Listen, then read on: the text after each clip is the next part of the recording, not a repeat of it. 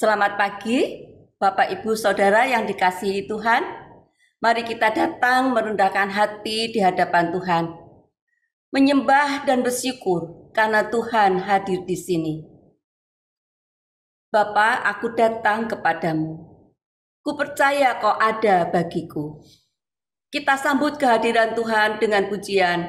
Ku nyanyi haleluya.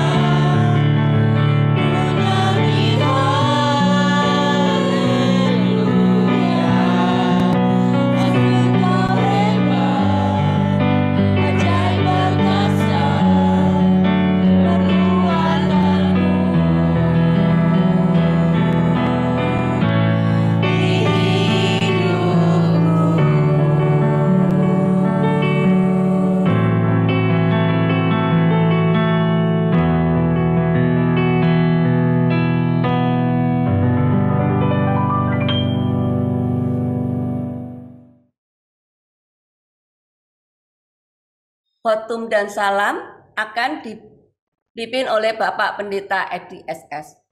Silahkan Pak Edi.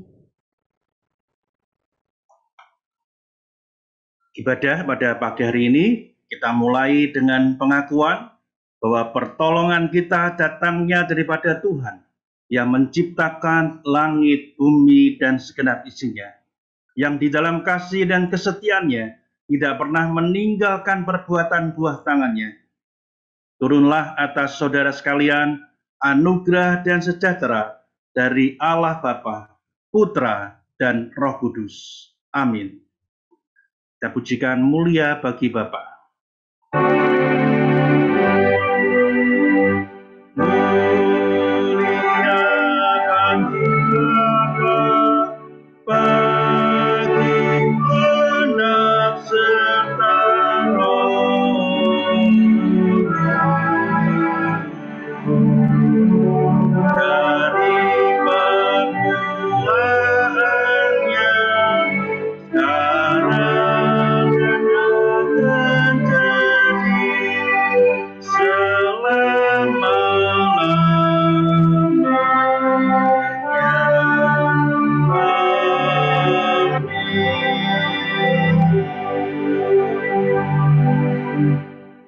Nas pengantar diambil dari Mazmur nomor 62. Hanya dekat Allah saja aku tenang, daripadanya lah keselamatanku. Hanya dialah gunung batuku dan keselamatanku, kota bentengku, aku tidak akan goyah. Hanya pada Allah saja kiranya aku tenang, sebab daripadanya lah harapanku. Hanya dialah gunung batuku dan keselamatanku, kota bentengku, aku tidak akan goyah. Amin, amin, amin.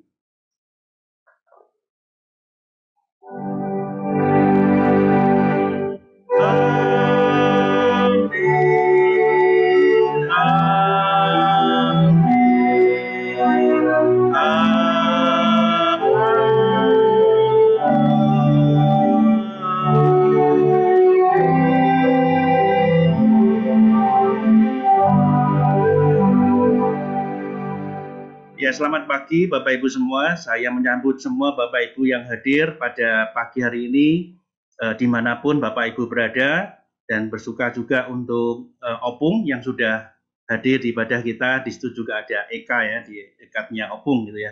Menyambut juga untuk Bu Lili Haryati yang bergabung dengan ibadah kita pada pagi hari ini. Begitu juga untuk Pak Indarto dan Ibu, senang semuanya bisa bergabung di gereja kita, di GKMI Pengharapan gitu ya.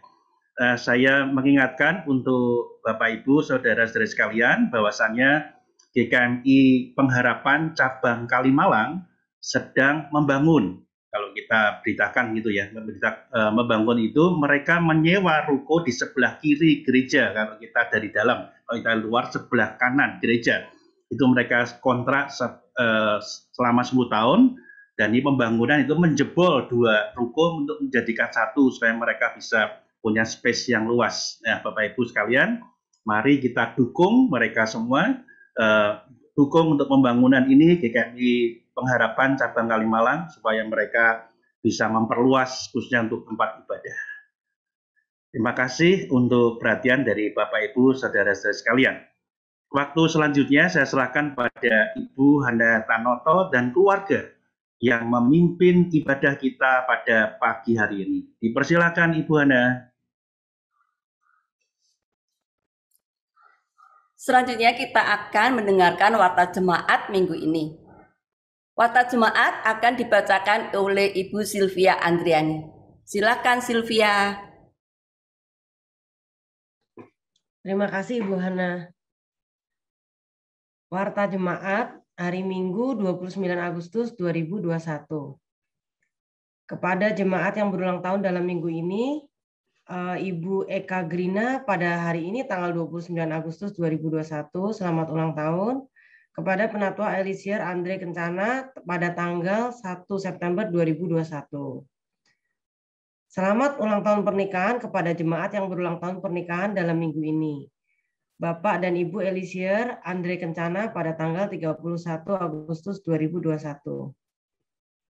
Sakramen Perjamuan Kudus pada Kebaktian Minggu 5 September 2021 akan diadakan Sakramen Perjamuan Kudus. Jemaat dapat menyediakan roti dan anggur secara mandiri atau mengambil hosti dan anggur di gereja dengan menghubungi sekretariat terlebih dahulu. Tes Karunia Rohani menindaklanjuti rencana PWJ pada 11 September 2021 yang bertema Tes Karunia Rohani. Kami mohon peran aktif jemaat untuk mengisi kuesioner Wagner Modified Oaths yang akan diedarkan pada 28 Agustus 2021 secara online. Kiranya tes ini dapat membuka wawasan jemaat terhadap karunia rohani yang telah diberikan Tuhan kepada kita. Warta Komisi Anak, diberitahukan kepada segenap orang tua bahwa ibadah Komisi Anak hari ini diadakan pada pukul 10 melalui Zoom. Renovasi Ruko Cabang Kalimalang. GKMI Pengharapan Cabang Kalimalang sedang melakukan renovasi dan penggabungan ruko sewa untuk perluasan tempat ibadah. Bagi jemaat yang ingin memberikan dukungan dapat mengirimkan persembahannya ke rekening Panitia Pembangunan atas nama Holepin. Nomor rekeningnya bisa dibaca. Gitu. Untuk selanjutnya kita akan melihat video untuk warta selanjutnya.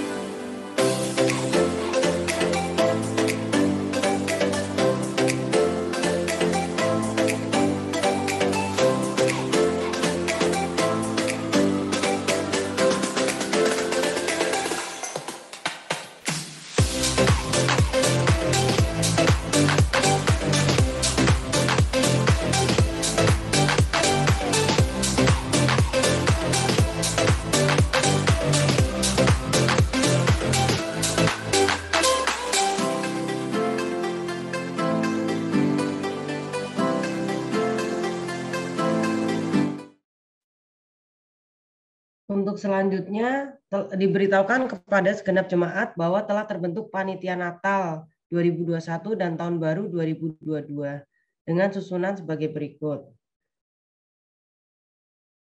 Penasehat Bapak Pendeta Edi SS, Diaken Fajar Suryani Widoretno, Diaken Juliana Susanti. Ketua dengan Ibu Silvia Andriani, saya sendiri. Sekretaris Ibu Linawati, si Dana Diaken Melisa Gracia, si acara Bapak Rudi Hartono dan Ibu Monica Grace, si dekor dari Komisi Pasutri Bapak dan Ibu David Christopher dan Bapak Yunus, si ibadah dari tim media Diaken Monica Kusasih, si doa dengan Ibu Rita Sariasi Handoyo, si dokumentasi Bapak Mark David Christopher. Panitia Natal dan Tahun Baru akan dilantik minggu depan pada tanggal 5 September 2021. Sekian warta hari ini. Waktu dan tempat selanjutnya saya kembalikan kepada Ibu Hana Tanoto dan keluarga. Terima kasih Sylvia yang telah membacakan warta bagi kita semua. Sekarang kita akan menyatukan hati untuk doa-doa syafaat kita. Doa syafaat akan dipimpin oleh Ibu Indriati. Dalam perjalanan hidup ini, pasti banyak masalah yang kita hadapi. Pandemi yang berkepanjangan, perang yang berkecamuk, bencana yang terjadi di sana-sini. Mari kita angkat tangan, menyerah pada Tuhan. Maka Dia akan turun tangan, membela. Syukur kita punya Tuhan yang sungguh baik. Mari kita satukan hati memuji. Bila ku angkat tanganku menyerah.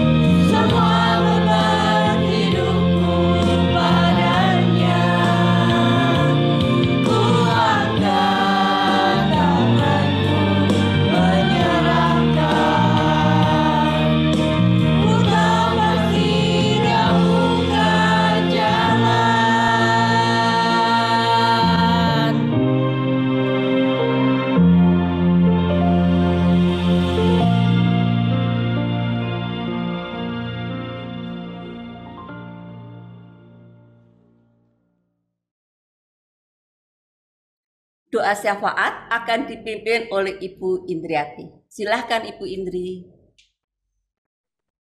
Terima kasih Bu Hana. Salam Bapak Ibu, saudara-saudari sekalian, mari kita naikkan doa-doa syafaat kita pada pagi hari ini. Nanti di akhir doa kita tutup dengan doa Bapa kami. Mari kita berdoa. Tuhan, terima kasih ya Allah Bapa. Kami hendak mengucap syukur dan berterima kasih kepadamu ya Tuhan untuk pimpinanmu, pemeliharaanmu, penyertaanmu dalam kehidupan kami hari lepas hari. Berkati kebaktian umum dan kebaktian anak hari ini ya Tuhan, agar kebaktian hari ini berjalan dengan baik dan lancar dari awal, pertengahan, sampai akhirnya nanti ya Bapa. Kami berdoa untuk persembahan-persembahan yang akan dipersembahkan oleh jemaat melalui ibadah online. Biarlah persembahan ini menjadi dupa yang harum di hadapan-Mu ya Bapa. Kami berdoa juga untuk jemaat-jemaat dan keluarga jemaat, jemaat yang lanjut usia, dan jemaat yang mengalami kelemahan tubuh. Baik itu Bu Yohana Hartini Suraji, Ibu Toyah, Ibu Manurung, Ibu Enita, dan Bapak Indarto. Kiranya Tuhan sendiri yang menyempurnakan kesehatan mereka, baik melalui obat-obatan, melalui dokter, maupun keluarga yang merawat. Biarlah mereka pulih kembali seperti sedia kala ya Tuhan. Kami berdoa juga untuk anggota jemaat kami yang studi maupun bekerja di luar kota dan di luar negeri. Kiranya diberkati dengan kesehatan yang baik dan kehidupan iman yang tetap bertumbuh. Agar mereka ya Tuhan walaupun jauh, tapi tetap mereka beribadah ya Bapa, untuk iman mereka semakin hari semakin bertumbuh ke arah Engkau ya Bapa. Kami berdoa juga untuk kondisi ekonomi jemaat akibat virus COVID ini ya Bapa. Baik jemaat yang berpenghasil harian maupun yang memiliki usaha sendiri dan bekerja di perusahaan lain ya Tuhan. Tolong Tuhan, pulihkan ekonomi kami semua ya Tuhan. Kami yang tidak berdaya ini ya Tuhan, hanya Engkau yang mampu ya Tuhan memulihkannya. Kami berdoa juga untuk program kegiatan pelayanan gereja maupun sinode. Persiapan pendewasaan GKMI Cabang Sidorejo, Lampung, dan GKMI Pengharapan Cabang Kali Malang, serta renovasi gedung Cabang Kalimarang. Kiranya semua apa yang kami rencanakan ya Tuhan, Tuhan sendiri yang memampukan semuanya ya Bapa, dan menggerakkan hati jemaat-jemaat-Mu, sehingga pembangunan renovasi ini dapat berjalan dengan baik dan lancar. Juga pembangunan kantor Sinode GKMI, kami menyerahkan semuanya ke dalam tangan-Mu.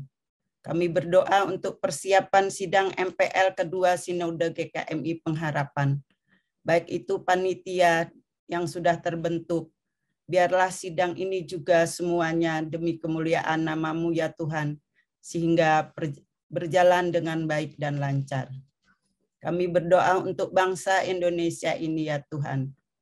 Para pemimpin bangsa, pejabat pemerintah, dan aparat keamanan, supaya dapat menjalankan fungsi dan tugasnya dengan baik. Kiranya Tuhan memberi hati mereka kepada takut akan Tuhan, sehingga mereka tidak melakukan hal-hal yang tidak terpuji, baik itu korupsi, mementingkan diri sendiri, atau hal-hal yang lain ya Tuhan. Biarlah semuanya mereka bekerja sungguh-sungguh ya Tuhan untuk bangsa kami ini ya Tuhan. Kami berdoa juga untuk kondisi keamanan serta kerukunan hidup seluruh rakyat Indonesia, supaya rakyat Indonesia bersama-sama menjaga NKRI dan menghargai semua keberagaman yang ada di Indonesia, sehingga terjalin perdamaian dalam masyarakat ya Tuhan. Kami saling menghormati satu dengan yang lain ya Tuhan, sehingga terjalin kerukunan bangsa ini ya Bapa. Kami berdoa untuk bangsa Indonesia dan negara-negara lain yang terkena dampak virus corona, baik dalam hal kesehatan maupun dalam pertumbuhan ekonomi. Ya Tuhan, kasihanilah kami ya Bapa. Mungkin kami sebagai manusia tidak mampu ya Tuhan. Kami memerlukan pertolongan-Mu ya Bapa, agar semua yang terjadi dapat diatasi dengan baik, dan perekonomian serta kesehatan serta pendidikan dapat pulih kembali seperti sedia kala ya Bapak. Kami berdoa juga untuk penerapan PPKM yang sedang diberlakukan saat ini, serta sikap masyarakat Indonesia selama masa pandemi agar mentaati protokol kesehatan yang telah ditetapkan ya Tuhan. Agar setiap kami pribadi masing-masing ya Tuhan melakukannya dengan baik ya Tuhan, sehingga virus corona ini dapat dicegah dan dapat diatasi bersama-sama ya Tuhan. Kami juga berdoa untuk pencegahan penyebaran virus corona, baik melalui pengobatan terhadap pasien yang terpapar virus, ketersediaan obat-obatan, peralatan, dan rumah sakit yang menampung pasien, serta kesehatan tenaga medis yang menanganinya.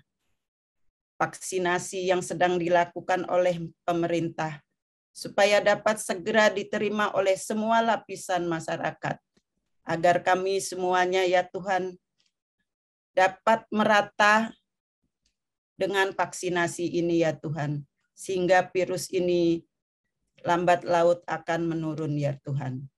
Kami berdoa juga untuk pembangunan dan perbaikan infrastruktur untuk perkembangan dan kemajuan perekonomian bangsa Indonesia ya Tuhan.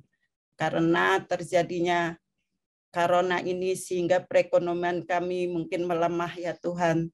Tapi kami yakin dan percaya Tuhan yang memampukan semuanya itu, sehingga semuanya boleh pulih kembali seperti sedia kala. Dan kami dapat bebas dan bertanggung jawab melakukannya dengan baik. Terima kasih ya Tuhan. Kami tutup doa pada pagi hari ini dengan doa Bapa kami. Bapa kami yang di surga, dikuduskanlah nama-Mu. Datanglah kerajaan-Mu, jadilah kehendak-Mu di bumi seperti di surga. Berikanlah kami pada hari ini makanan kami yang secukupnya, dan ampunilah kami akan kesalahan kami, seperti Kamu juga mengampuni orang yang bersalah kepada kami. Dan janganlah membawa kami ke dalam pencobaan, tapi lepaskanlah kami daripada yang jahat.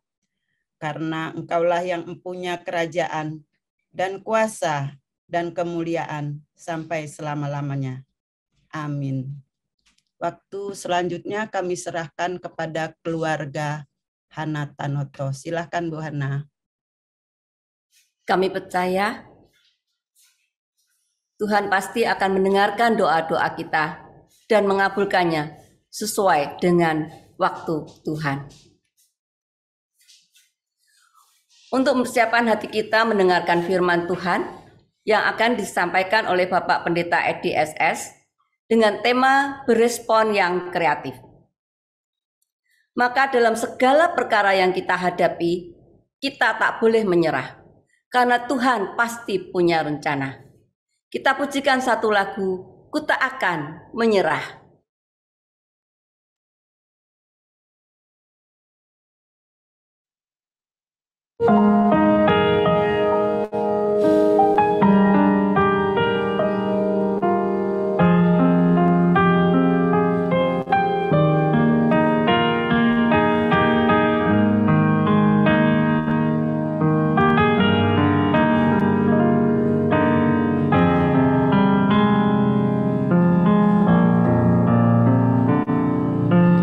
Dalam segala perkara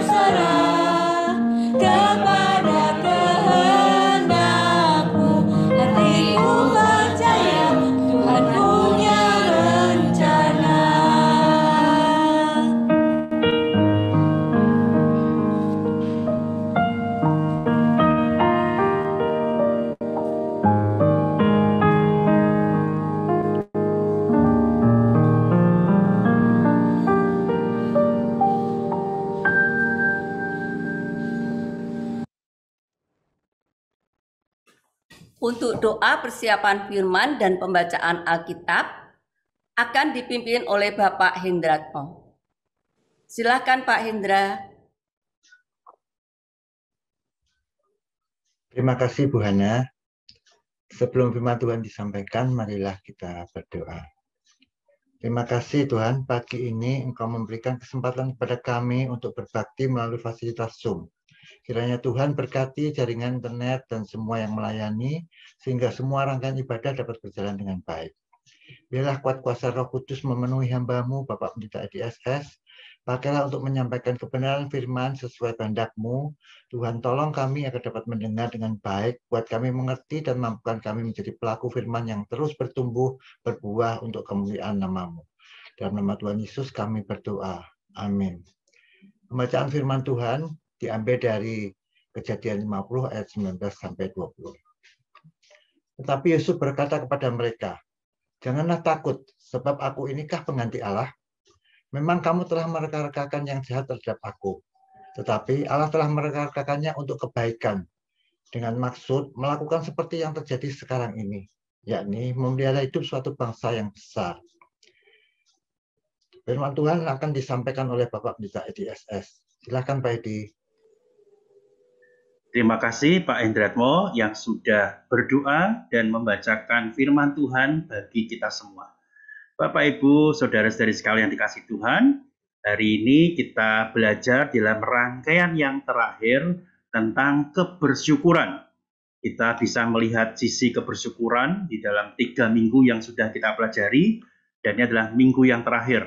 Ternyata bersyukur tidak hanya pada waktu kita baik saja, tetapi dalam segala keadaan apapun kita bisa bersyukur. Nah, di minggu yang terakhir ini kita akan belajar bersama-sama tentang berespon yang kreatif. Seperti tadi firman Tuhan yang dibacakan oleh Bapak Hendratmo. Bapak Ibu sekalian dikasih Tuhan, ada seorang yang bernama Carl Menninger.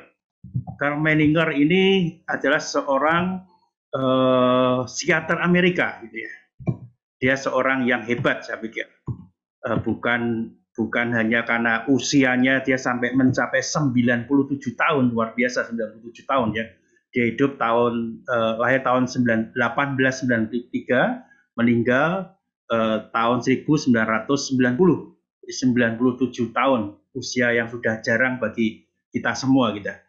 Dia mendirikan Menninger Foundation. Itu sesuatu yang luar biasa pada saat itu karena disitulah di Menninger Foundation dia membaktikan seluruh hidupnya untuk menangani orang-orang secara khusus. Orang-orang apa? Saya akan memberikan sedikit penjelasan tentang dia. Dia belajar di Washburn University di Indiana. Kemudian dia belajar juga di University of Wisconsin ya. Jadi bukan orang biasa ini. Dia belajar di 2 universitas sekaligus. Tapi ia juga belajar lagi kedokteran di Harvard Medical School. Kita bisa bayangkan ini orang yang hebat sekali gitu ya. 2 universitas dan juga dia belajar kedokteran di Harvard ya Medical School. Dan yang lebih istimewa lagi, dia lulus dengan predikat cum laude. Wah, itu seseorang yang luar biasa. Jadi Carl Menninger ini seorang yang luar biasa. Dia kemudian bekerja di rumah sakit, ini perhatikan, rumah sakit psikopat di Boston, dan mengajar di Harvard Medical School. Ada buku yang menarik tentang dia, dan itu menjadi rujukan bagi banyak orang, yaitu The Human Mind, yang menjelaskan ilmu psikiatri, gitu, diterbitkan sekitar tahun 1930. Nah, Bapak Ibu sekalian, inilah yang menjadi rujukan kita pada pagi hari ini, seorang yang hebat, seorang yang mendalami tentang psikiatri dan khususnya untuk psikopat gitu, ya, kerja di rumah sakit psikopat. Psikopat itu sesuatu yang masih menarik menjadi pembicaraan sampai sekarang, menarik sekali. Dia mendirikan juga untuk setelah Perang Dunia dia mendirikan rumah sakit administrasi veteran musim dingin di Topeka. Ini adalah pusat pelatihan psikiatri terbesar di dunia. Perhatikan, terbesar di dunia. Sekali lagi ini orang yang hebat, Carl Menninger.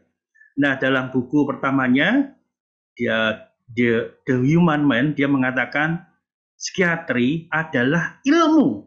Ilmu, katakan Bapak Ibu sekalian, ilmu. Maka dia menulis buku itu. Dulu dipahami itu bukan ilmu, tapi dia mengatakan psikiatri itu ilmu. Dan yang penting lagi adalah orang yang sakit jiwa hanya sedikit berbeda dari orang yang sehat. Ini penting, makanya ketika sakit jiwa itu bisa didalami oleh ilmu psikiatri tadi, dan maka hanya berbeda sedikit, ya, sedikit berbeda dari orang yang sehat. Kayak kita tidak, kalau zaman dulu orang yang sakit jiwa ya diasingkan begitu saja, tetapi berkat Karl Menninger itu bisa dipelajari, hanya sedikit berbeda. Kemudian buku yang kedua, The Crime of Punishment. Dia mengatakan demikian, kejahatan dapat dicegah melalui perawatan psikiatri. Hukuman bagi kejahatan adalah peninggalan masa lalu yang brutal dan tidak efisien. Dia menganjurkan memperlakukan pelanggar seperti orang sakit jiwa. Jadi nggak perlu dihukum secara fisik, tapi itulah yang dikatakan oleh Karl Menninger. Tetapi bagian kita yang penting pada saat ini dari latar belakang Menninger, yang kita pelajari adalah dia mengatakan seperti ini, sikap lebih penting daripada fakta. Ya, Bapak Ibu sekalian, mungkin kita agak kebingungan juga gitu ya. Sikap lebih penting daripada fakta. Apa sih maksudnya? Maksudnya ialah kita menjadi susah atau bahagia bukan karena apa yang sesungguhnya terjadi. Perhatikan, kita menjadi susah atau bahagia bukan karena apa yang sesungguhnya terjadi pada kita saat ini, tetapi karena sikap kita. Jadi kita menjadi susah atau bahagia bukan apa yang terjadi, tetapi karena sikap kita. Kita tidak dapat mengendalikan apa yang terjadi pada kita, tetapi kita dapat mengendalikan sikap dan respons kita. Perhatikan, sekali lagi saya mengulangi supaya kita tidak salah mengerti. Susah atau bahagia bukan karena fakta yang terjadi dalam diri kita saja. Susah bahagia atau bahagia itu karena sikap kita. Kita tidak bisa mengendalikan apa yang terjadi dalam diri kita, tapi kita dapat mengendalikan sikap dan respon kita. Betapa pentingnya penemuan atau sesuatu yang dikatakan oleh Karl Menninger ini. Ketika kita dalam keadaan sukar yang sama-sama seperti ini, semua mengalami kesukaran, PPKM, dan juga di negara-negara yang lain, bahkan lockdown, ya, nggak bisa kemana-mana. Tadi sempat berbincang dengan Pak Jeffrey, tempat Pak Jeffrey juga lagi lockdown di Australia di sana. Semuanya sulit, ketika lockdown semuanya terbatas, tidak bisa kemana-mana. Banyak juga yang terkena dampak daripada pandemi ini. Tapi sekali lagi Bapak Ibu sekalian, apa yang terjadi di dalam diri kita, fakta itu tidak membuat kita susah atau bahagia. Yang membuat kita susah atau bahagia adalah sikap kita. Dengan sikap yang tepat, perhatikan, dengan sikap yang tepat, apapun yang dialami dapat menjadi berkat. Nah, inilah yang sesungguhnya kita pelajari bersama pada saat ini. Kalau kita punya sikap yang tepat, apapun yang dialami, baik itu susah ataupun bahagia, semuanya itu dapat menjadi berkat bagi kita. Masalahnya adalah bagaimana kita dapat merespon dengan tepat. Bukan sekedar fakta saja, bagaimana kita merespon dengan tepat. Kita perlu mengizinkan sudut pandang Allah untuk menyaring penafsiran kita tentang situasi yang ada. Kita butuh sudut pandangnya. yang berdaulat dan kekal tentang segala sesuatu. Nah, kalau kita bagaimana merespon yang tepat, ya kita butuh sudut pandangnya.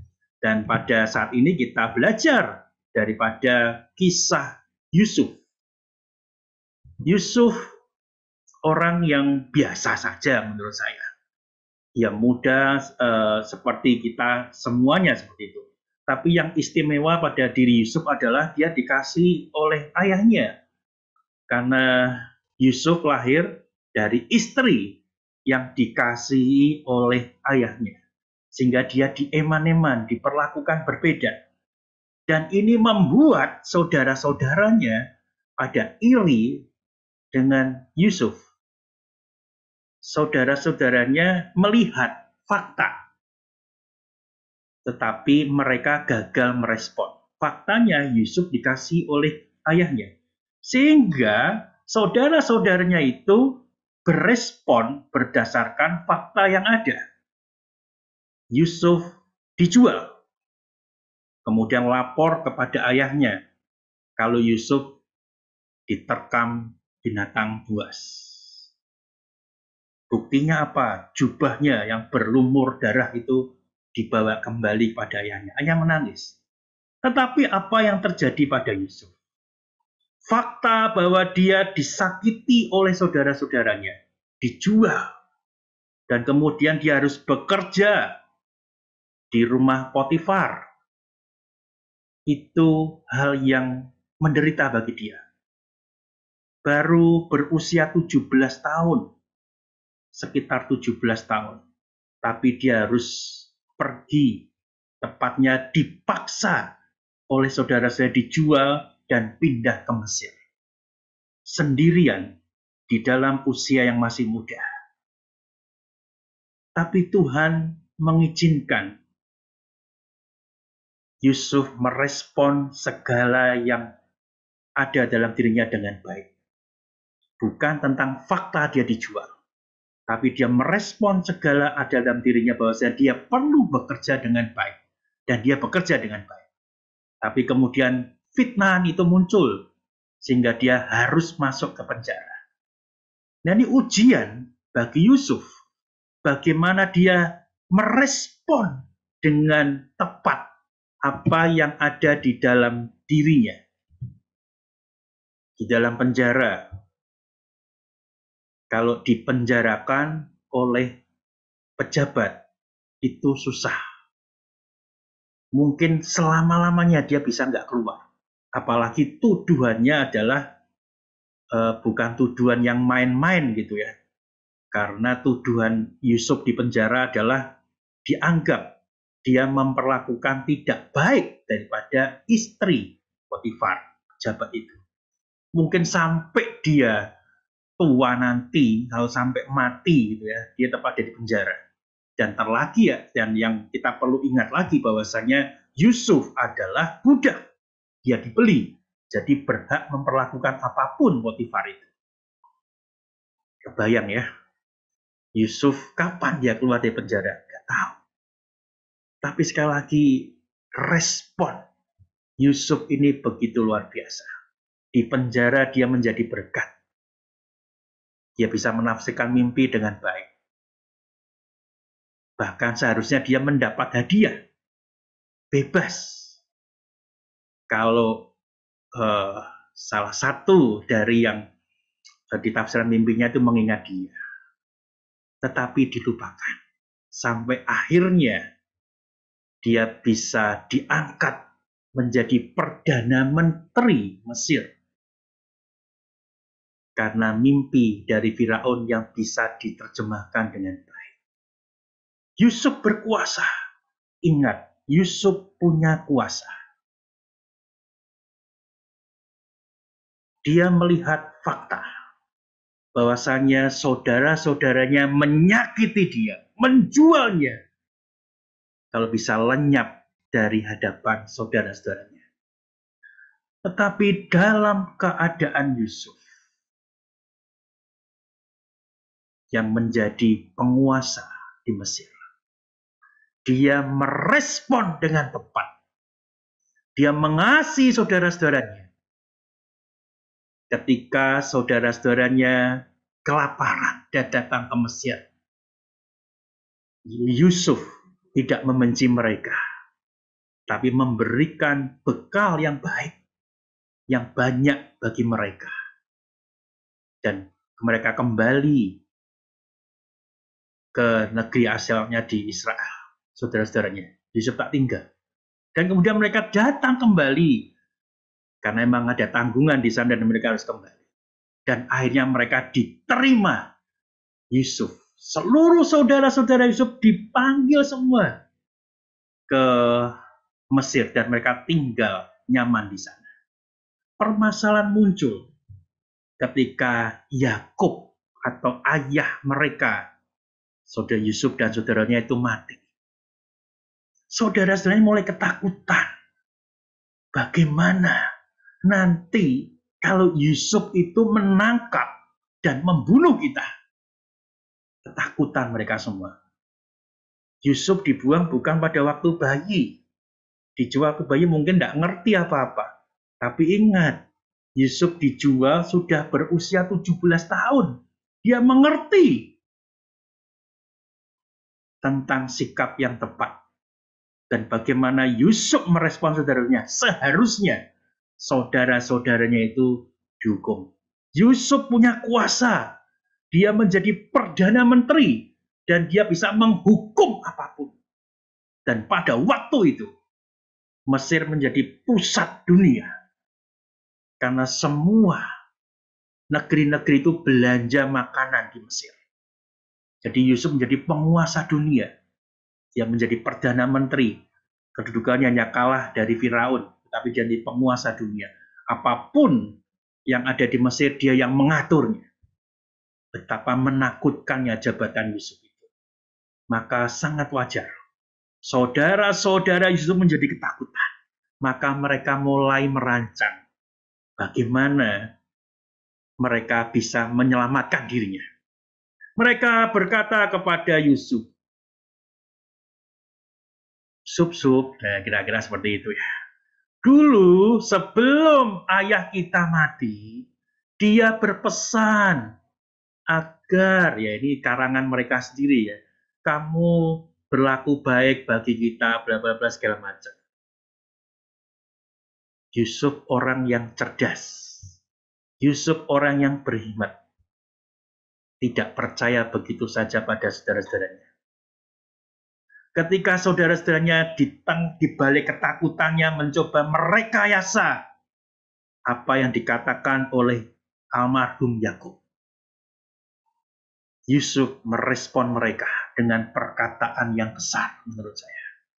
Memang kamu telah mereka-rekakan yang jahat terhadap aku. Tetapi Allah telah mereka-rekakannya untuk kebaikan. Perhatikan Bapak Ibu sekalian. Kamu mereka-rekakan yang jahat, saudara saya mereka-rekakan yang jahat. Tetapi Allah mereka-rekakannya untuk kebaikan. Kebaikan bagi Yusuf, kebaikan bagi saudara-saudaranya. Nah, inilah cara atau respon yang tepat, respon yang baik daripada Yusuf. Nah, contoh yang tepat bagi kita semua. Bagaimana Yusuf berespon dengan tepat. Bahkan saya boleh mengatakan respon yang kreatif. Dia tidak peduli pada fakta bahwa dulu dia menderita oleh perbuatan saudara-saudaranya.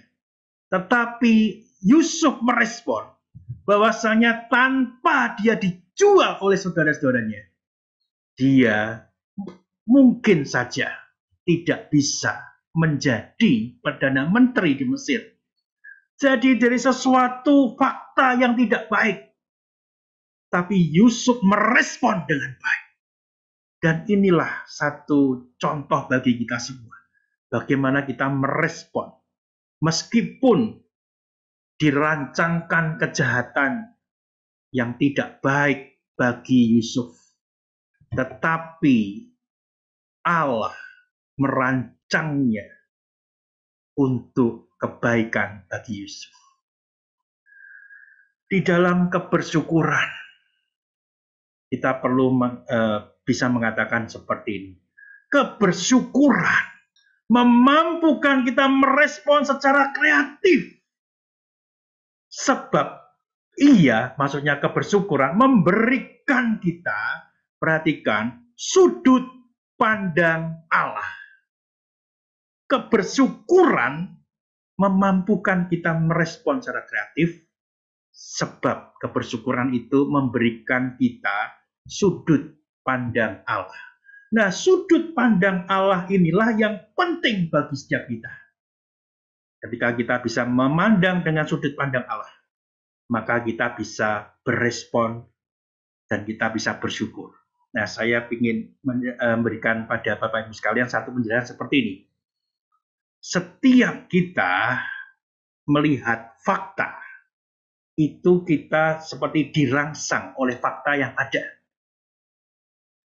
Dan rangsangan dari fakta itu akan menimbulkan respon. Perhatikan, dari fakta yang ada, itu akan menimbulkan rangsangan bagi setiap kita.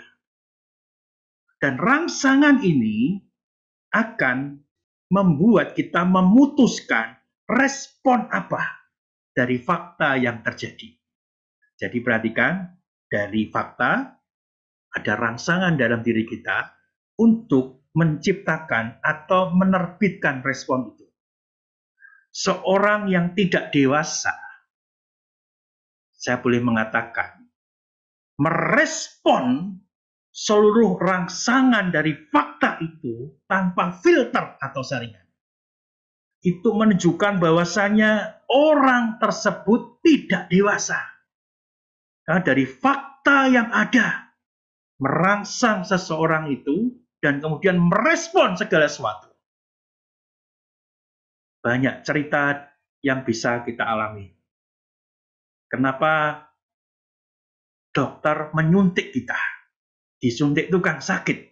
Kalau kita melihat fakta saja, oh kok saya disakiti, disuntik. Dokter ini jahat. Nah, itu gambaran sederhana. Rangsangan kita melihat fakta, kita disuntik dengan jarum badan kita melihat respon kita adalah dokter ini jahat. Padahal tidak demikian, bukan.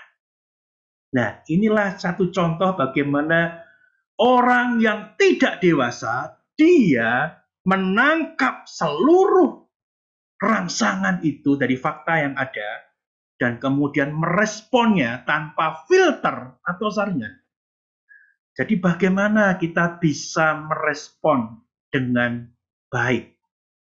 Ada fakta, kemudian ada rangsangan itu yang membuat kita harus merespon.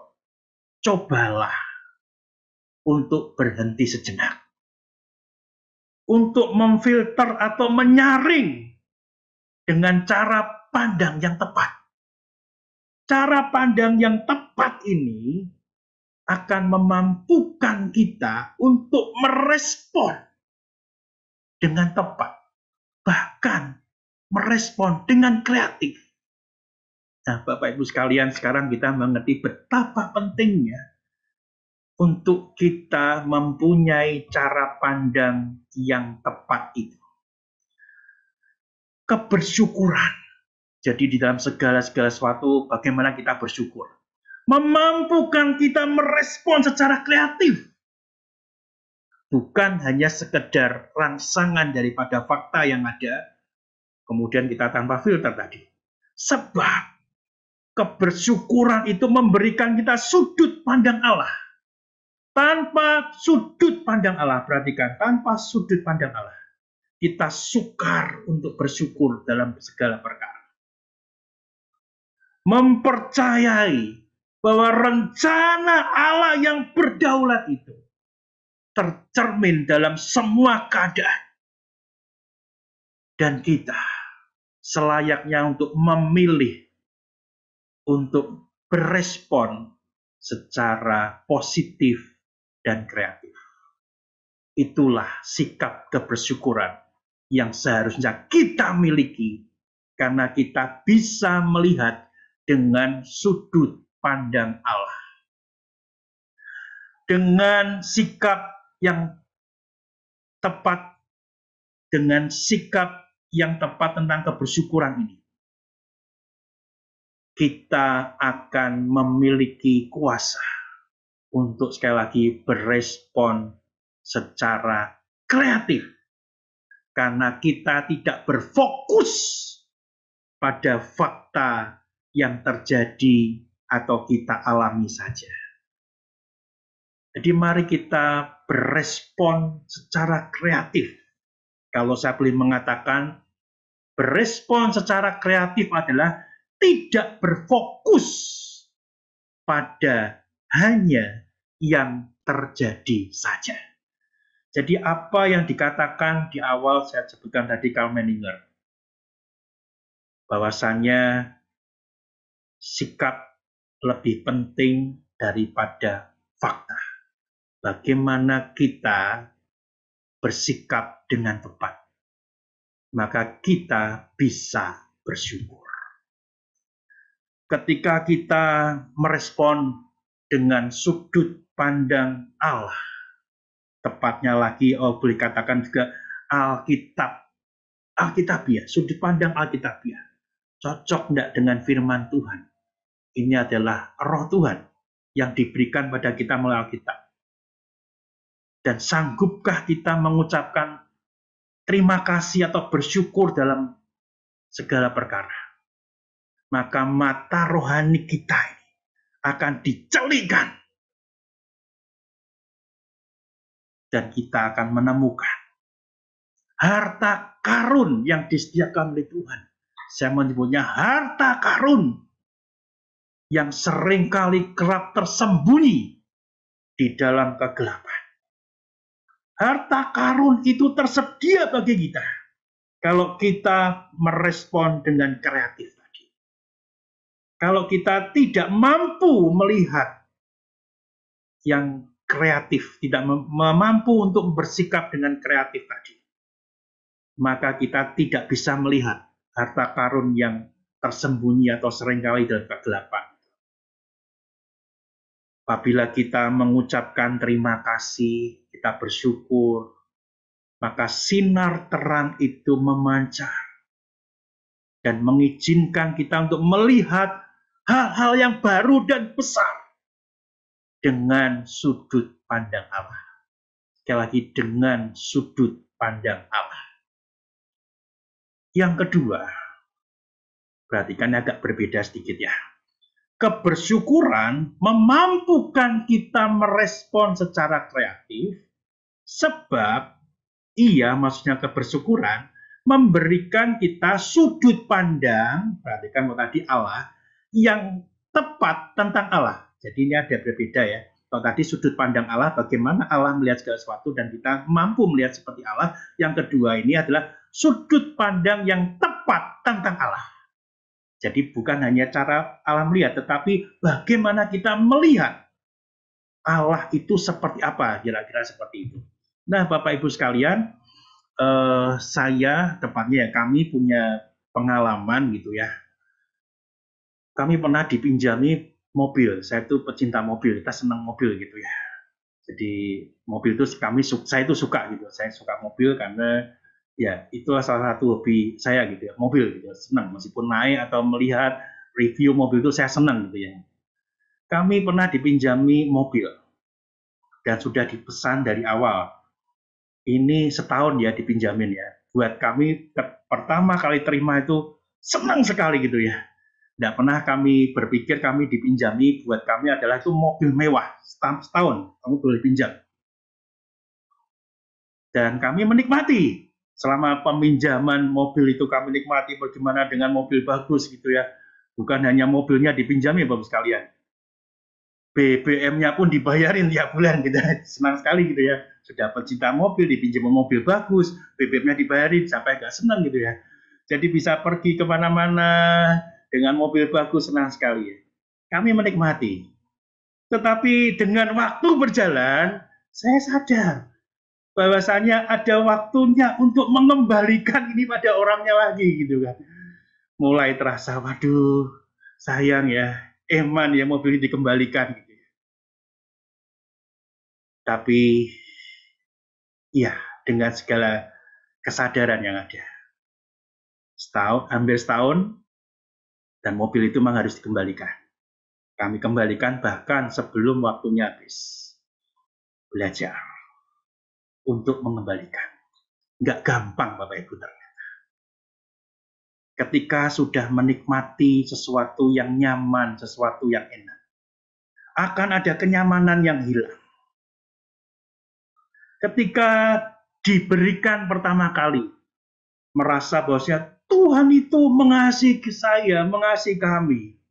Tapi waktu mau mengembalikan, apakah Tuhan tidak mengasihi kami? Kenapa mobilnya harus kembalikan? Kok nggak diberikan sekalian begitu? Nah, inilah yang terjadi pada setiap kita kalau kita hanya melihat fakta yang terjadi, mobil itu harus dikembalikan. Tapi kita lupa, tepatnya ini saya ya, karena saya dipinjamin ya, lupa bahwasanya Tuhan sudah memberikan bagi saya pinjaman yang istimewa, yaitu mobil yang bagus itu dan semua biayanya ditanggung oleh yang meminjami. Luar biasa gitu ya. Saya ingin mengatakan kepada Bapak Ibu, saudara-saudara sekalian, bagaimana kita memandang Tuhan itu tepat untuk perenungan firman pada saat ini. Saya ingin mengatakan kita semua, Allah adalah Allah. Perhatikan ini. Allah adalah Allah. Ya, seperti slide yang Bapak Ibu bisa lihat. Allah adalah Allah. Allah bukan Allah situasional yang berdasarkan fakta saja yang kita lihat. Allah bukan alat. Allah bukan berkat. Allah bukan sukses saja. Nanti Bapak Ibu bisa protes, kok Allah bukan berkat? Kok Allah bukan sukses saja? Iya, ini yang saya ingin bersama-sama kita belajar. Perhatikan di atas semua situasi dan kondisi kita, fakta-fakta yang terjadi, kita naik satu level lagi. Kita harus melihat Allah adalah Allah. Kalau kita hanya melihat situasional, kita akan merubah gambaran Allah itu sendiri. Sesungguhnya kita tidak mempunyai Allah di dalam diri kita. Kalau situasinya buruk, kita akan mengumpat kepada Allah. Kita akan kecewa kepada Allah. Benar bukan? Kita nggak punya Allah sesungguhnya dalam diri kita. Kalau Allah itu situasional. Karena situasi tidak mungkin flat selama-lamanya. Ada situasi yang dimana kita bisa ada dalam lembah kekelaman. Kita bisa dalam situasi yang sungguh diberkati oleh Tuhan, menyenangkan sekali. Kalau Allah kita melihat dengan cara Allah itu situasional. Kita tidak punya Allah. Kita sesungguhnya adalah Allah dalam diri kita. Jadi mari kita melihat sudut pandang bahwa Allah itu adalah Allah. Dan Allah itu bukan alat kita. Kalau Tuhan mau menyediakan segala sesuatu, mau memperalat kita, kalau saya ingin punya tujuan seperti ini, Tuhan, saya ingin punya seperti ini, segala macam. Dan Allah sediakan, oh dia itu Allah. Saya kembali mengatakan pada Bapak Ibu, saudara-saudara sekalian, kita adalah Allah dalam diri kita. Allah itu bukan alat, tapi Allah adalah Allah. Begitu juga kalau kita memandang Allah itu berkat. Kalau kita diberkati, maka Allah itu adalah Allah. Kalau kita itu sukses, maka Allah adalah Allah. Saya sekali mengatakan, kita adalah Allah dalam diri kita. Karena kita tidak mau mengakui Allah adalah Allah. Allah mampu melimpahkan berkat. Allah mampu melimpahkan kesuksesan atau memberikan kesuksesan bagi kita. Tapi berkat dan kesuksesan bukan satu-satunya cara untuk kita melihat Allah. Jadi mari kita melihat dengan sudut pandang yang tepat. Allah adalah Allah. Kebersyukuran menyanggupkan kita melihat berkat-berkat yang paradoksal. Paradoksal itu sepertinya bertentangan, sebenarnya tidak. Yang tersembunyi bahkan di dalam keadaan yang paling sukar. Nah, Bapak Ibu sekalian, ketika kita mampu memahami hal ini, bukankah berkat-berkat yang sepertinya bertentangan yang paradoksal itu ada di dalam diri kita ketika kita mampu melihat dengan cara pandang yang tepat, mampu berespon dengan kreatif. Kebersyukuran atau cara pandang yang kreatif ini menolong kita untuk bertahan lebih baik di dalam segala keadaan kita. Merespon kepada masalah secara kreatif. Kita mungkin saja dapat mengalami pertumbuhan ajaib yang dapat ditemukan dalam kehidupan yang melalui kesukaran.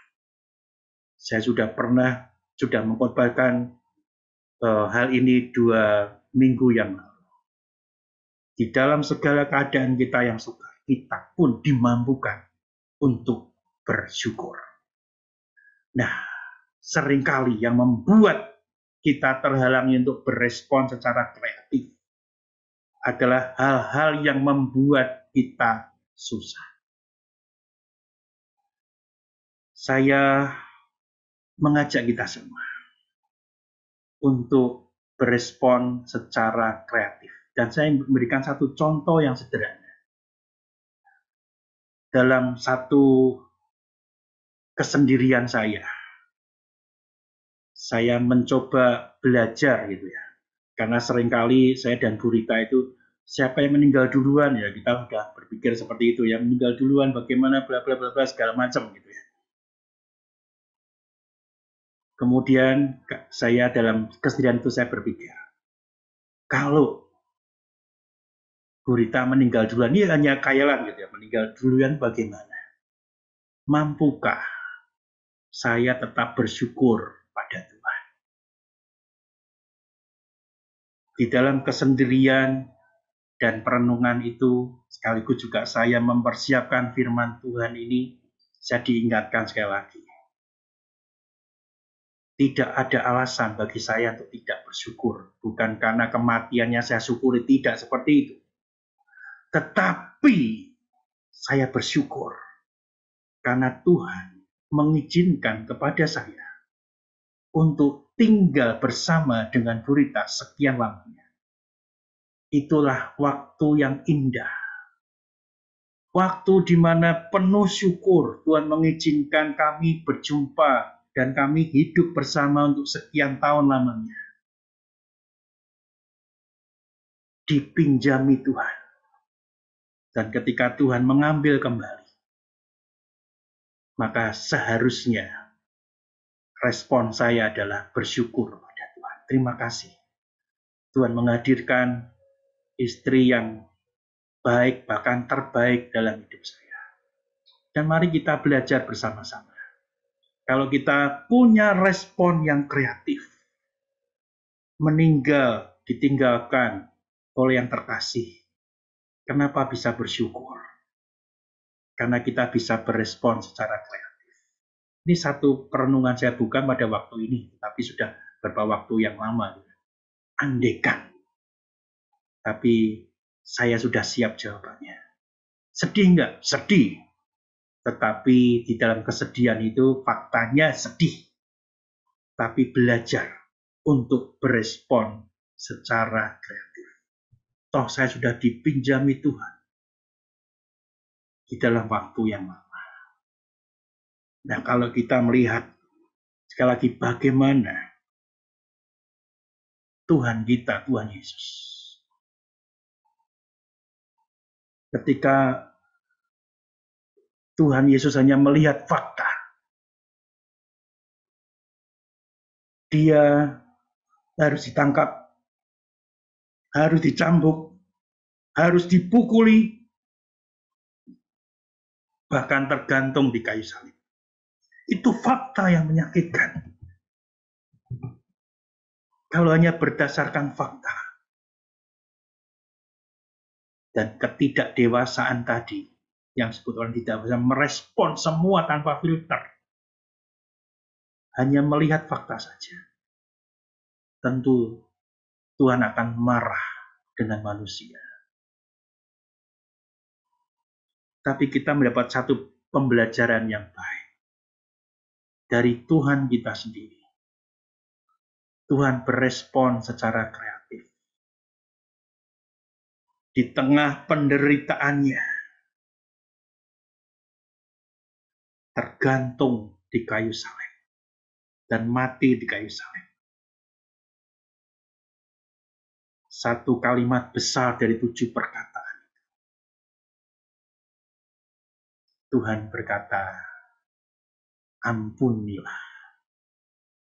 Tuhan mengampuni kita semua. Itu adalah respon kreatif. Seharusnya dimurkai. Tuhan marah. Tetapi Tuhan berkata, mengeluarkan kalimat pengampunan. Di tengah seharusnya tidak berespon demikian. Nah, Bapak Ibu sekalian kasih Tuhan. Mari kita bersama-sama belajar bersama di pagi hari ini atau di waktu ini.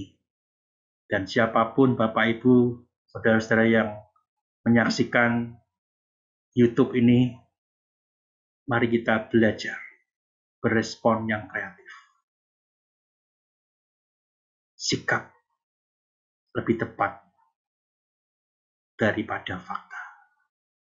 Dan ketika kita mampu berespon yang kreatif, kita akan menemukan harta karun yang tersembunyi, bahkan tersembunyi di dalam kegelapan. Kita bisa menemukan itu. Dan itulah harta karun yang sedang kita usahakan dan kita temukan. Itu bersyukur di dalam segala sesuatu. Apapun yang terjadi dalam kehidupan kita, mari kita belajar untuk bersyukur pada Tuhan. Karena bersyukur di tengah masa-masa yang sukar, apalagi kita sekarang dalam masa-masa yang bersama-sama kita menjalani masa yang sukar.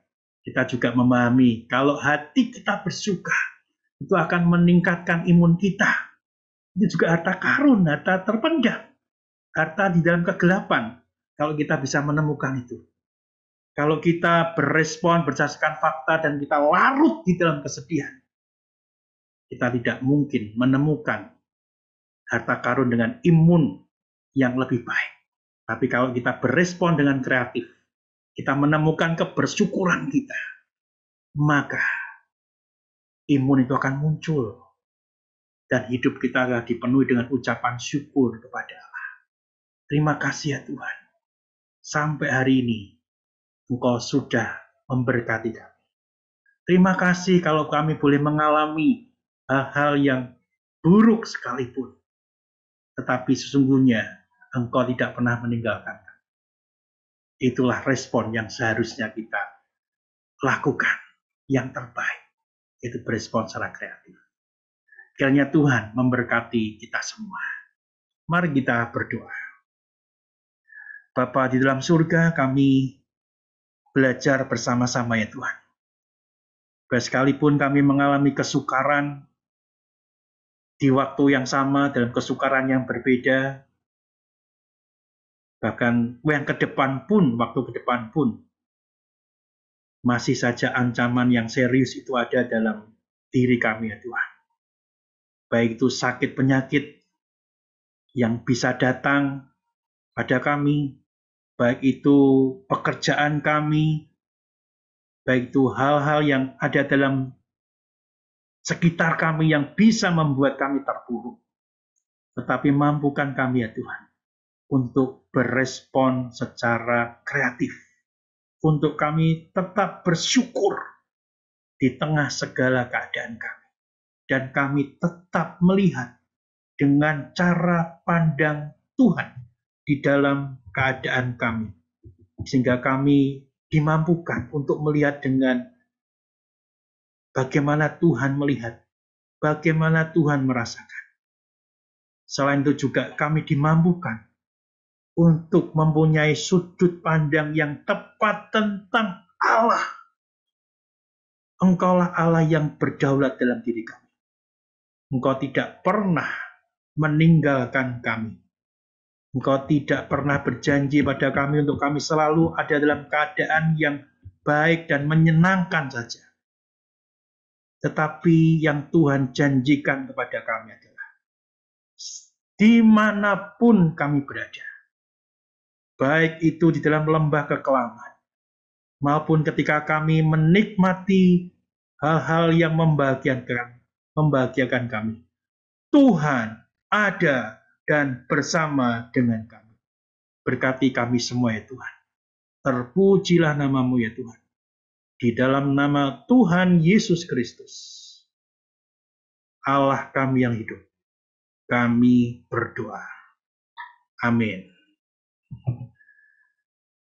Bapak, Ibu, saudara-saudari yang dikasihi Tuhan, ini adalah minggu terakhir dalam bulan Agustus. Seperti yang biasa kita lakukan di akhir bulan, di minggu terakhir bulan, kita mendoakan saudara-saudara kita yang berulang tahun di bulan Agustus pada saat ini. Kita tahu bahwasannya usia itu adalah milik Tuhan. Umur panjang itu juga milik Tuhan. Semuanya adalah berkat kalau kita masih bisa menghirup nafas pada saat ini. Oleh sebab itu adalah respon yang tepat bagi kita. Apapun keadaan kita. Dan mari kita bersyukur. Karena Tuhan menambahkan usia kita. Usia pernikahan kita. Dan mari kita bersyukur.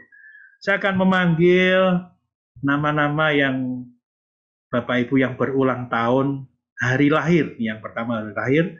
Dan setelah itu saya akan mendoakan untuk Bapak Ibu saudara-saudari semua itu ya. Yang pertama, Diaken Melisa Gracia yang berulang tahun tanggal 3 Agustus. Kemudian tanggal 4 Agustus ada Bapak Christian Gunawan. Kemudian tanggal 6 ada dua saudara kita, Ibu Mutia Hartono, yaitu Ibu Gembala kita ya, sebelum saya masuk. Dan kemudian ada saudara Ken Agusta. Kemudian yang ke tanggal 8 ada Ibu Lili Handayani. Tanggal 10 ada Ibu Lucia Agustina. Tanggal 11 ada Bapak Suseno. Dan kemudian tanggal 13 Saudara Ben Agusta. Jadi dua-duanya anaknya Pak Listio ulang tahun bulan Agustus. Dan Agusta semua gitu ya. Tanggal 16 ada dua saudara kita. Saudari Elisa Senja Mawarni. Dan yang kedua Diaken Evangelina Monica Kosasi. Kemudian tanggal 17 persis kemerdekaan kita. Saudari Agustina Huta Barat. Tanggal 24 Ibu Ingriani, saya memanggilnya Oma. Gitu ya. Kemudian tanggal yang sama ada Saudari Kristina Kosasi. Kemudian tanggal 25 Ibu Diah Susanti. Kemudian tanggal 26 Dr. Gigi Monica Grace Agus Susanti. Kemudian tanggal 28 ada dua orang, Ibu Angela Haryanti, dan kemudian Saudari Nadia Evania Loveta. Dan hari ini tepat ulang tahun, tanggal 29, Ibu Eka Grina. Ya, silakan untuk tim media bisa mempersiapkan slide-nya. Saya akan mendoakan untuk saudara-saudara kita yang berulang tahun di bulan Agustus ini ada 18 saudara kita berulang tahunnya.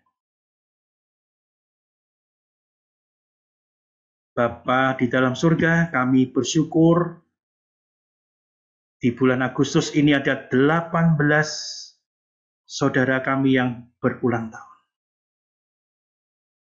Ada Diaken Melisa Gracia, ada Bapak Christian Gunawan, ada Ibu Mutia Hartono, ada Saudara Ken Agusta, ada Ibu Lili Handayani, ada Ibu Lucia Agustina, ada Bapak Suseno, ada Saudara Ben Agusta, ada Saudari Elisa Senjamawarni, ada Diakan Evangelina Monika Kosasi, ada Saudari Agustina Hutabara, ada Ibu Inggriani, ada Saudari Kristina Kosasi, ada Ibu Diah Susanti, ada Dr. Kiki Monika Grace Agus Susanti, ada Ibu Angela Haryanti, ada Saudari Nadia Evania Loveta, ada Ibu Eka Grina.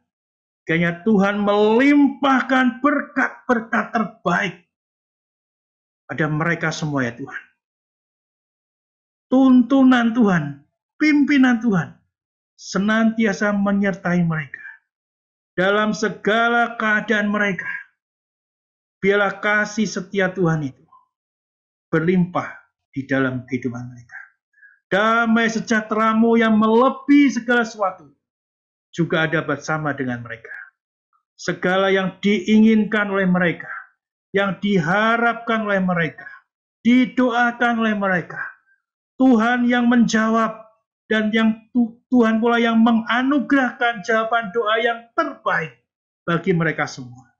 Biar Tuhan juga melimpahkan kesehatan terbaik bagi saudara-saudara kami, ke-18 saudara kami yang berulang tahun di bulan Agustus ini. Tuhan berkati mereka dengan berkat yang daripada surga, pengurapan yang daripada surga, kelimpahan damai sejahtera, dan juga anugerah yang berlimpah dalam diri mereka. Biarlah mengarungi kehidupan ke depan, tetap Tuhan yang sama yang akan memimpin mereka, berpengharapan senantiasa kepada Tuhan di dalam segala sesuatu. Itulah yang menumbuhkan kekuatan. Mereka boleh menapaki jalan-jalan kehidupan bersama dengan Tuhan yang penuh kasih dan selalu mengasihi mereka semua. Terpujilah nama-Mu ya Tuhan. Turunkan berkat-Mu yang terbaik bagi mereka. Di dalam nama Tuhan Yesus Kristus, Allah kami yang hidup, kami berdoa. Amin. Selamat ulang tahun bagi 18 saudara-saudari Bapak Ibu yang berulang tahun di bulan Agustus. Berikutnya kita akan bersama-sama mendoakan untuk yang berulang tahun pernikahan di bulan Agustus. Ada 4 pasangan ya. Yang pertama Bapak dan Ibu Robert Jatniko, ini ada di Surabaya, tapi ini Ibu Eka bersama dengan kita ya. Ini hadir, Pak Bu Eka ini juga ada di Jakarta.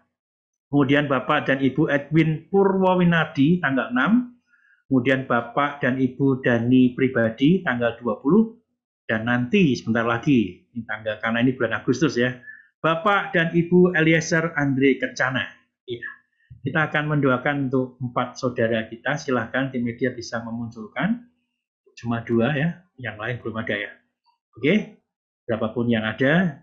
Eka, kalau di device Eka bisa muncul lebih bagus. Apakah bisa di on cam?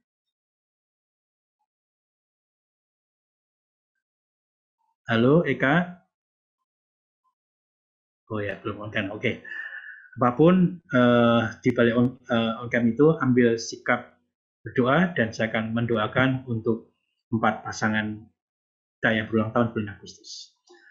Bapa di dalam surga, kami bersyukur bahwa ada 4 pasangan dari saudara kami yang berulang tahun pernikahan di bulan Agustus ini.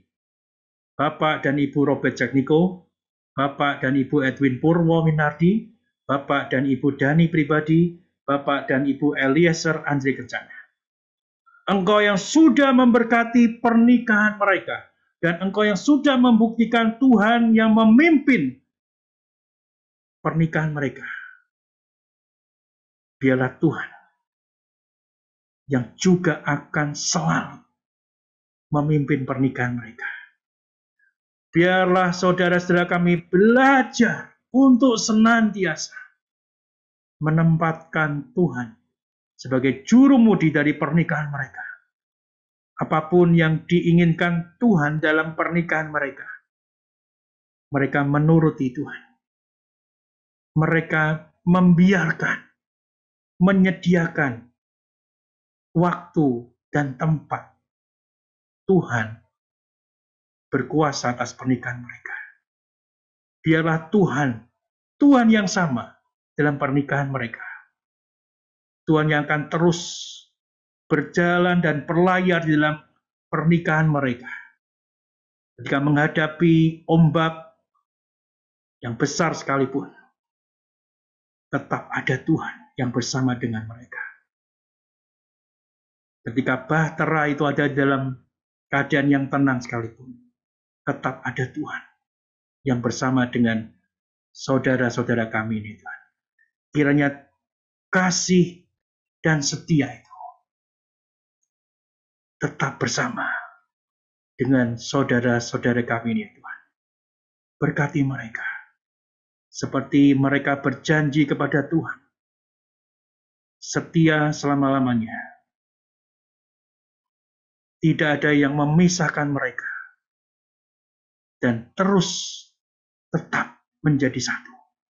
Demikianlah Tuhan memberkati pernikahan mereka dalam komitmen yang terus mereka lakukan di dalam kasih dan setia itu. Mereka semua boleh mengarungi bahtera rumah tangga. Berkati juga untuk anak-anak yang dipercayakan pada mereka. Bahkan bukan hanya anak, tetapi juga menantu dan cucu dan cicit yang dipercaya pada mereka. Tuhan memberkati mereka semua, Tuhan. Melalui pernikahan Kristen yang dilakukan oleh saudara-saudara kami ini, menjadi berkat bagi anak cucu. Terima kasih, ya Tuhan. Bagi saudara kami yang sedang bergumul juga dengan pernikahan mereka, dalam kerinduan yang Tuhan ingin nyatakan, Tuhan juga mendengar doa mereka dan memberkati mereka. Terima kasih, Tuhan. Terpujilah namamu. Turunkan berkat-Mu yang terbaik bagi saudara-saudara kami yang berulang tahun pernikahan di bulan Agustus ini. Di dalam nama Tuhan Yesus Kristus, Allah kami yang hidup, kami berdoa. Amin. Selamat ulang tahun pernikahan bagi Bapak Ibu semua, spesial buat Oma dan Opa yang on cam pada pagi hari ini. Selamat ulang tahun pernikahan Oma dan Opa dan juga Eka. Tuhan berkati. Waktu selanjutnya saya serahkan pada Ibu Hana Tanoto dan keluarga yang memimpin ibadah kita di pagi hari ini. Dipersilakan Ibu Hana. Terima kasih kami ucapkan kepada Bapak Pendeta Edi SS yang telah menyampaikan firman Tuhan dan doa-doa yang telah dipanjatkan. Dan kita sebagai anak-anak Tuhan ada tugas yang harus kita lakukan, yaitu memberitakan keselamatan kepada mereka yang membutuhkan. Dan sebagai komitmen kita, mari kita pujikan satu lagu, Injil Keselamatan, dari PPR 1 nomor 105.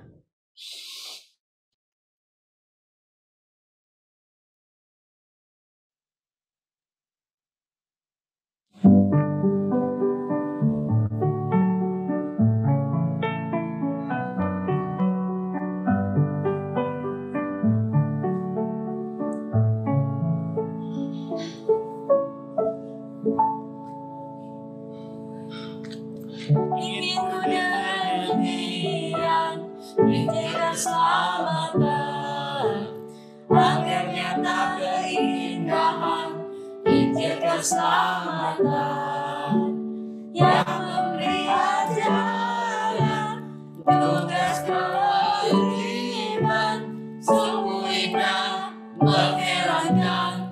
Injil keselamatan, sungguh indah mengherankan. Injil keselamatan, Tuhan Yesus mengerjakan Injil keselamatan. Yang berdosa dengarkan Injil keselamatan. Bagimu tersedia segala macam dosa, sungguh indah mengherankan. Injil keselamatan, sungguh indah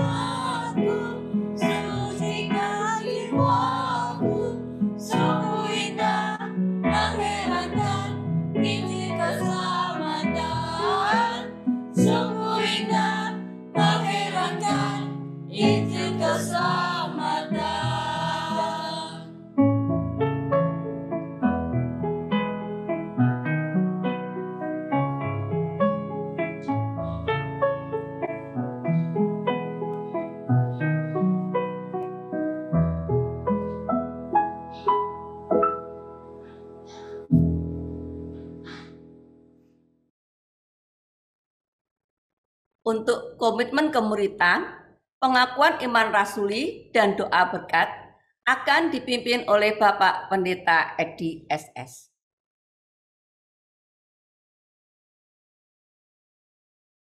Sebagai jemaat Kristen yang ingin meneladani Kristus, mari kita bersama-sama mengikrarkan komitmen kemuritan.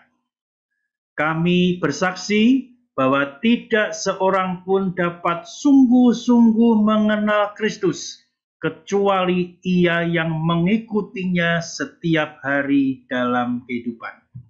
Dan sebagai bagian dari gereja yang am, marilah bersama-sama dengan gereja-gereja di sepanjang segala abad dan tempat kita mengikrarkan pengakuan iman rasuli. Aku percaya kepada Allah, Bapa yang Maha Kuasa, Khalik langit dan bumi, dan kepada Yesus Kristus anaknya yang tunggal Tuhan kita, yang dikandung daripada Roh Kudus, lahir dari anak darah Maria, yang menderita sengsara di bawah pemerintahan Pontius Pilatus, disalibkan, mati dan dikuburkan, turun ke alam maut. Pada hari yang ketiga, bangkit pula dari antara orang mati, naik ke surga, duduk di sebelah kanan Allah, Bapa yang Maha Kuasa. Dan dari sana ia akan datang kembali untuk menghakimi orang yang hidup dan yang mati. Aku percaya kepada Roh Kudus, gereja yang kudus dan am, persekutuan orang kudus, pengampunan dosa, kebangkitan orang mati, dan hidup yang kekal. Amin. Jemaat yang dikasihi dan mengasihi Tuhan, arahkanlah hatimu pada Tuhan dan terimalah berkat yang datangnya daripada Tuhan.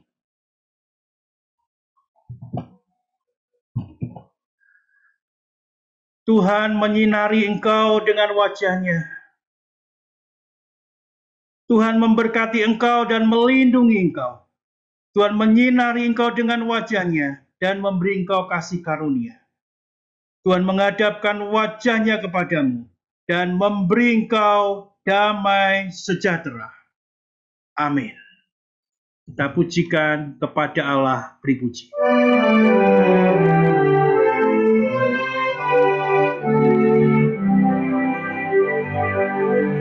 Kepada Allah pripuji, semua makhluk di bumi, padanya ku beri pujian, Bapa, Anak, dan Roh Suci.